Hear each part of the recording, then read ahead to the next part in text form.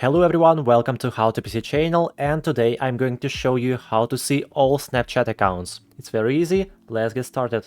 Firstly, let's open up Snapchat.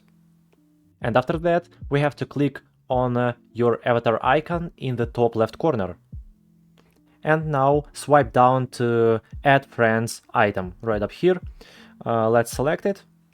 And right up here we can see yellow big Find Friends button. Let's click on it and tap on Continue.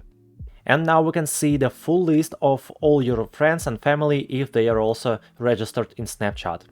Also, if you want to find third-party people, go back and tap on search box at the top.